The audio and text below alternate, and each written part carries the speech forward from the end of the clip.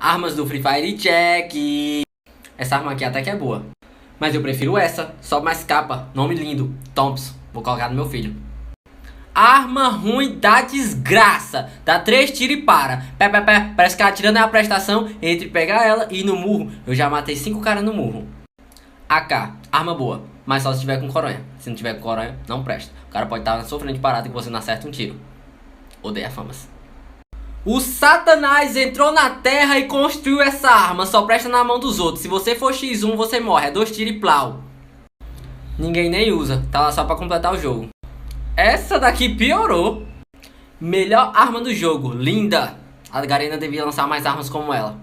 Odeia famas. Chamam essa aqui de 12 véia. Mas não confunda. Não é 12 velhas. É 12 véia. Porque ela aparenta ser antiga. Velha. Odeia famas.